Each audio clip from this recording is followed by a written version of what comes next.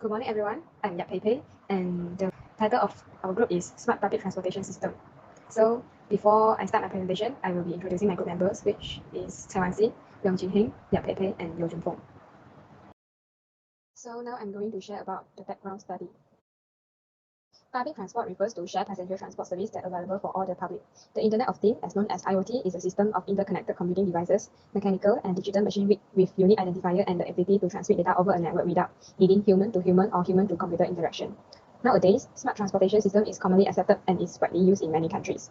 It can be used for more than just traffic congestion management and information, but can also be used for road safety and efficient infrastructure utilization. Smart transportation system will inform the travelers about the public buses, timing, seat availability, the current position of the bus, the time taken to reach a given destination, the next location of the bus, and the density of passenger inside a bus. The entire implementation of smart public transportation system is focused on data collection, analysis, and application of the results of the analysis in traffic management. Control and research principle location is critical. All the real-time information of smart public transportation system will be stored in the cloud. In a nutshell, smart public transportation system provide efficiency and cost saving for people traveling in the same direction or destination. My name is Yeo Jun-fong. Today I'm going to discuss about the Legislative Review Now report. To begin with the integration of smartphone IoT for development of smart public transportation system.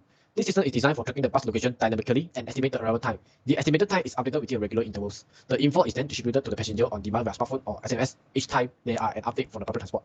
The system is divided into three parts, which are the on-the-board unit with GPS service that send the data to the server module via 3G network. In the server module, the data is processed and extract the meaningful info and forward it to the client module, which are an Android app or SMS gateway. Let's talk about the smart approach for public transport. It includes the entire brilliant accident framework that is necessary for the public safety and well-being. The elegant framework also protects women. The accident site and the watching of it are two additional modules in this task. It was also simple to use the app for customers to monitor their transportation on their mobile phones. Both GSM and GPS module can be used to plan the structure. The GPS structure is used to obtain accurate coordinate for the disconnected structure framework in this case. People who are available in the transport must obtain information about the available seat in the transport, as well as the UV and from transport stop and the time when the transport arrives at the next stop. It also has an incline for handicapped and older people to make them strict in position to take advantage of the vehicle advantages. It also has an RFID-based driver verification system. The framework also have various additional highlights to make people in general transport savvy and easy to use. With the intention that the public will take advantage of it, the framework is designed specifically for smart cities, which are on the rise these days. Let's talk about the future trend of the system. To begin with, the most common comment made by travelers on the public transportation is the failure to obtain real-time update about the vehicle locations and the arrival time at the certain stations. Fortunately, the Internet of Things IoT technology enables districts to monitor the position of their vehicles with ease. Districts have the option of installing internet-connected GPS system on their vehicles. The GPS data is relayed to a command center, which is then being transmitted to the passengers' internet-enabled mobile gadgets or an electronic site at each transit station. By doing so, passengers can have a more accurate arrival time of the vehicle at a particular stop. Unexpected events such as breakdown, road closure, or inclement weather may cause public transit to be disrupted. District will be able to reroute traffic more conveniently, allow travelers, and assist them in making alternative plans with the implementation of smart transportation. Instead of leaving the rider in the dark in the case of unexpected events, Transit Authority will be able to contact them in advance by sending out a warning to their cell phones.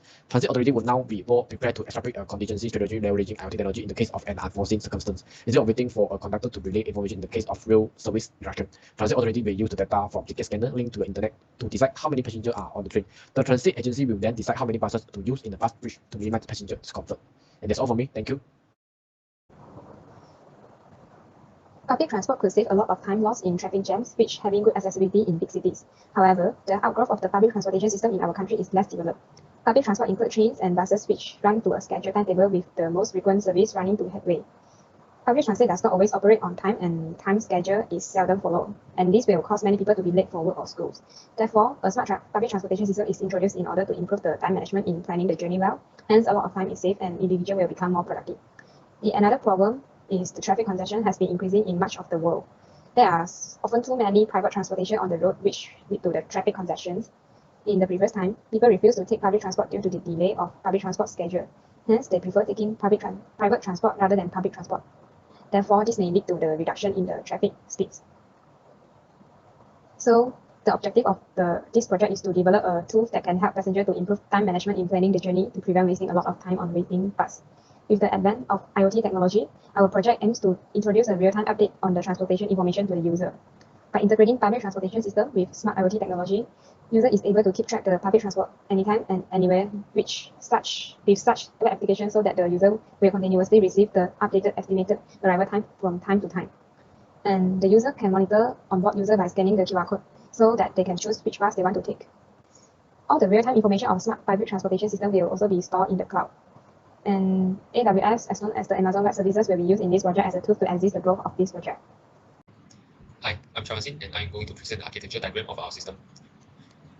First of all, the user interface of our system is developed using React.js and deployed onto the AWS Amplify. The AWS AppSync is used to display the real-time data of the transportation in the database. The Amplify application will get the data using AppSync query and listen to the changes using AppSync subscription. When the transportation are running, they will publish messages which contain data like current location of the transportation and speed and so on. The messages sent by the transportation will trigger the rules in IoT call to call the Lambda function. Then the Lambda function will update the transportation detail in the database using AppSync mutation. The changes in database will then be reflected to the application because Amplify application has subscribed to the changes as mentioned just now. When user want to get on the transportation, user need to let the QR scanner in the transportation to scan the account QR code. The QR scanner will extract the data from the QR code and publish a message to trigger the IoT call rule, which will call a Lambda function. It is similar like the transportation case. The Lambda function will get the user data from database for verification, for example, like checking the balance of the user. The Lambda function will publish the verification result to the topic subscribed by the QR scanner. In addition, the Lambda will also increment the passenger number in transportation through the AppSync mutation upon successful verification. Next, authentication of the system is done using Cognito. After user has logged into the application, the Amplify application will send HTTP requests to the API gateway that trigger a Lambda function to get the bookmark data from the database. The addition and deletion of bookmark is done in a similar manner. Finally, the data visualization is done using AWS QuickSight. The admin can monitor the data of the system through the QuickSight. Okay, that's all for the architecture diagram. Next, we move on to the system demonstration. For system demonstration, let us start with the user interface of our system. So here is the React application which has been deployed to the Amplify. So there are currently 3 transportation running, so we can see the real-time data here because it has the Amplify application has subscribed to the changes. So you can see the speed is updating and the distance left is updating, so it can calculate the estimated arrival time of the transportation. Yeah, let us start with the Cognito first. So I'm going to register an account using my email address. So after I click submit button, the user pool of our system should have the demo username. Yes, here it is, and the email verify is false. So I should receive a verification email here. After clicking this link, your registration has been confirmed. And once I refresh, yeah, the email verify should be true and the account status is confirmed. After that, we can use the account to log in. After logging in, the Amplify application will fetch the bookmark data from the database as mentioned in the architecture diagram. So right now there is no bookmark for this user because the user is a new user, of course. So if I were to click this bookmark button, so I create a bookmark here. So my database should have, yes, there will be 1 bookmark here. And if I were to add more bookmark, the database will have those bookmark. So for the remove bookmark, after removing all the records will be deleted. So the next part of the system demonstration is the transportation IoT. So I'm going to simulate the transportation TR006 here, which is currently inactive, as you can see here. So I'm going to run this command to simulate the transportation running. So it should keep on publishing the message to the AppSync, to the rules of IoT and trigger the Lambda to perform AppSync mutation. So as you can see here, it keeps on updating because of the subscription of AppSync. So if I would go here, the transportation is Gampa import. So it is here, the record. So if I refresh it, you can see the data keep on updating, the distance left, latitude and longitude. So yes.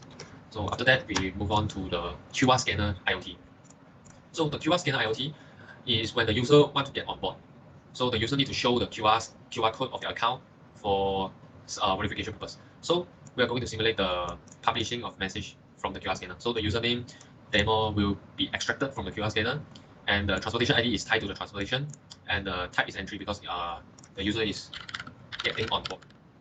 This command to put. The response that we get is status error message is not enough balance. Of course, because this is a new user, so the balance should be 0. But for testing purpose, I'm going to update this balance to 90, so it should be sufficient for getting on board. Yes. So let me run this code again. And yeah, the entry is success. The balance is reduced, and the passenger is 1. So you can see here the number of passengers is 1, so it's updated, and the balance I refresh is become lower, and the transaction is added, but we can't see it here really because there is too much transaction. So yeah, after that we're going to simulate the exit point as well. So if I want to exit it, so the type will be exit, the user getting off. Yeah, exit success, the passenger is reduced to 0, as you can see here. So this is the IoT part of our system. For the last part of our system demonstration, I'm going to show the QuickSight. So this is the QuickSight of our system. So this particular sheet is showing a bar chart which represents the amount of money each transportation is making. So right here, because now we have only 4 transportations, so there are 4 bar. So this graph shows that the transportation making the most money is the TR001 transportation, which is the Gambas to Kuala Lumpur one.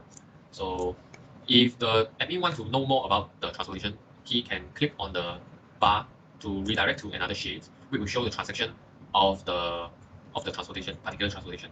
So here is the TR010 as I clicked just now. So yeah, there is not much data yet, so the graph will be like this. And if I were to change like 2001, so it can change using this control, switch to another transportation and select all to view all of the transaction, as you can see here. That sums up our system demonstration. And right now I will pass it to Jin Heng to continue the presentation. Hi, I'm Leong Jin Heng, and I will be presenting comparison of cloud technologies and future work. I have compared between Amazon AWS, Microsoft Azure, and Google Cloud. First of all, the pricing of Amazon AWS is more efficient in long term, and Google Cloud is the cheapest among the three. Amazon AWS is also the most matured service provider among them.